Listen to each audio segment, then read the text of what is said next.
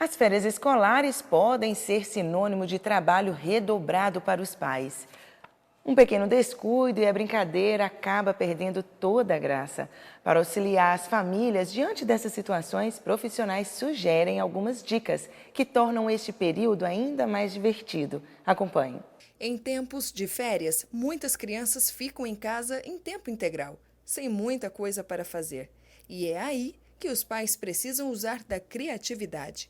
Atividades que proporcionem o contato com a natureza, então fazer piqueniques, né? Outras viagens também, preparar esse roteiro, programar essa viagem, né? Entrar nesse outro mundo de novas histórias, outras realidades, isso é muito importante também. E para aquelas crianças que ficam horas em frente à televisão? Dentro dessa questão da televisão, acho que os pais também podem assistir algum desenho ou algum filme mais lúdico com a criança, deixar aflorar também esse lado infantil dos pais também. Né? E programar outras atividades, danças, acampamentos próprios dentro de casa, utilizar de lençol, colchão, isso é muito legal, né? Usar das músicas, mímicas, é bem interessante.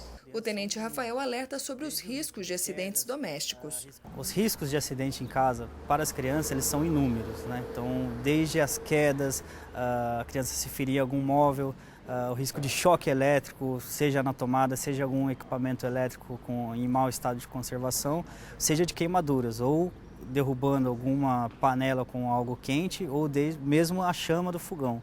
Então os riscos são inúmeros. Então é muito importante que as crianças pequenas elas sejam supervisionadas em tempo integral e as crianças um pouco maiores elas sejam orientadas para não se colocar em situação de risco. Acidentes domésticos são bastante comuns com crianças, mas existe um outro grupo, a dos idosos. 75% são quedas que acontecem dentro de casa e quem socorre são eles. Então, a pessoa idosa, às vezes, ela tem uma condição de mobilidade menor, então é muito comum que ela tropece em móveis ou em tapetes, ou então ela bata a cabeça em algum objeto. Então, é muito importante que a prevenção. Então, não deixar o tapete solto, se possível, colar o tapete no chão com alguma fita, algum material. O próprio piso, não deixar pisos escorregadios. O banheiro, por exemplo, da casa é uma parte muito sensível, então é recomendável que se coloque alças para que o idoso ele se apoie quando ele estiver utilizando. Então a ideia é sempre prevenir. Prevenir é melhor que remediar. Então a gente pode tomar pequenas atitudes que podem evitar grandes problemas. Segundo o advogado Wagner, qualquer risco que a criança corra, os pais podem responder criminalmente. Na verdade, a criança ela tem que estar sempre acompanhada com os pais, né? Se acontecer da criança ficar em casa sozinha, ela sendo ela menor de idade, principalmente o menor impúbere, que é aquele menor de 12 anos para baixo, e eventualmente acontecer alguma coisa com a criança, ela acabar se machucando, um botijão de gás, um choque elétrico, uma faca, ou até mesmo cair num andar, num apartamento, os pais poderão responder criminalmente por crime de abandono de incapaz. E esse crime ele se estende também não só para crianças, mas também para idosos, pessoas portadoras de necessidades especiais, entre outros. Em caso de emergência, o que fazer? Para onde ligar? Para o SAMU ou para o Corpo de Bombeiros? A gente trabalha em 2 números diferentes, porém integrados. O telefone do bombeiro é 193 e os chamados para o SAMU ocorrem através do 192. A cargo do SAMU ficam casos clínicos, emergências médicas como um AVC ou algum infarto ou a pessoa que se sinta mal fica a cargo do SAMU.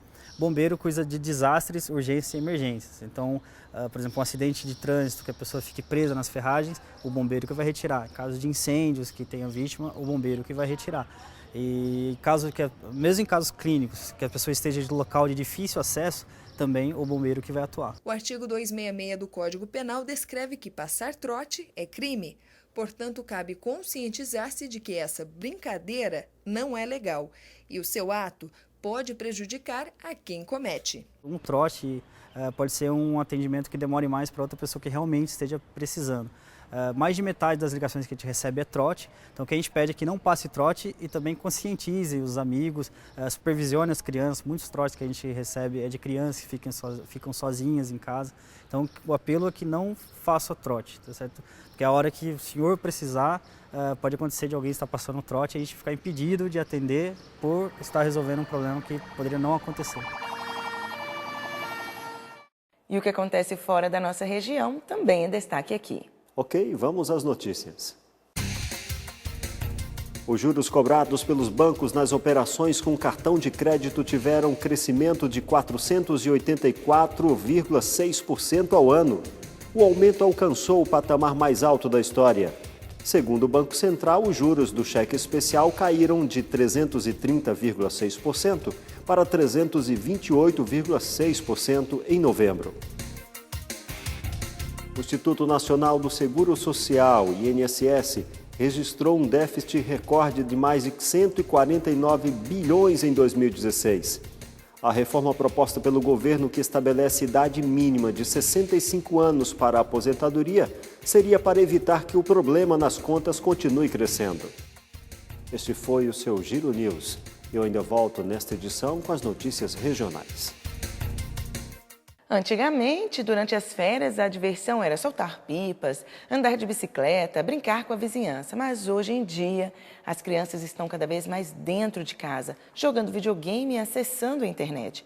Na entrevista de hoje, você vai entender como os pais devem lidar com essa nova forma de diversão.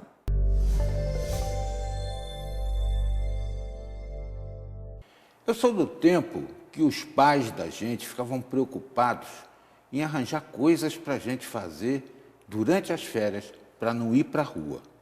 Mas, de repente, os tempos mudam e hoje os pais acho que estão preocupados com a garotada que fica em casa o dia inteiro, ó, só lá no joystick, comandando os jogos lá pela internet. Mas nós vamos falar sobre esse assunto com a Raquel Branco, ela é psicóloga, e está aqui com a gente para ver se a gente consegue estabelecer um meio termo negociado nisso aí, né?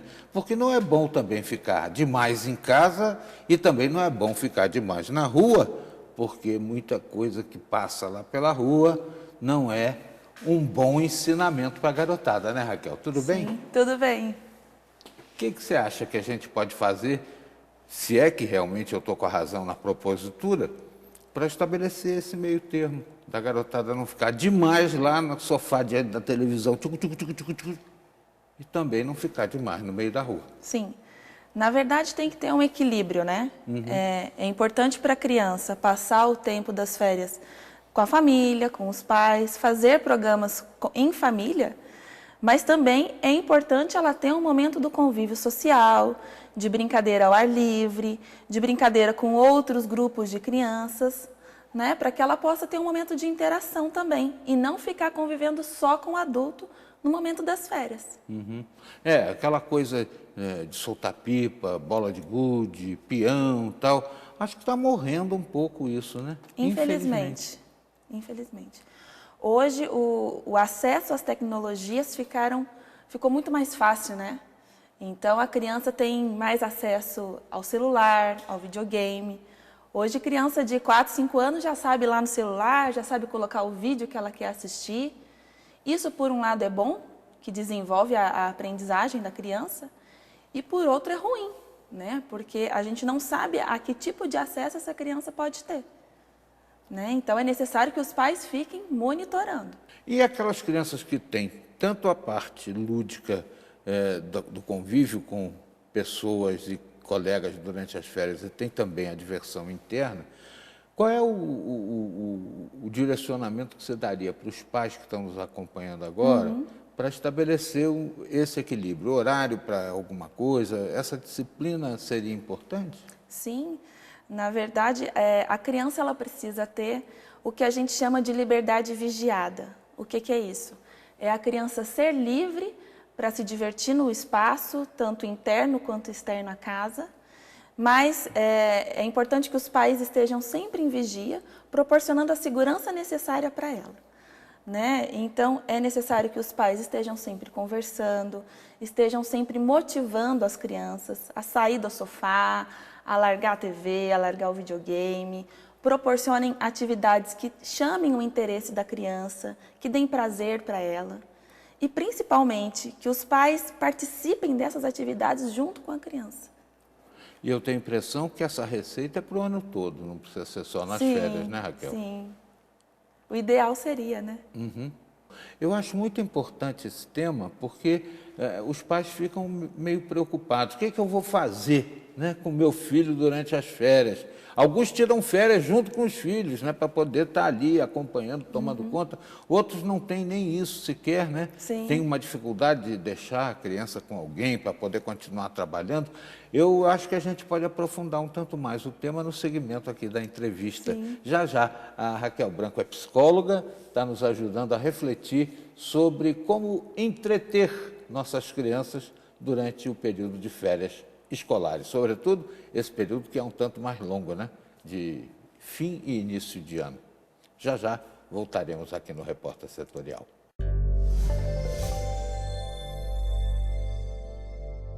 Turistas da região sobem a Serra da Mantiqueira em busca de clima mais ameno. Você vai ver tudo isso no próximo bloco.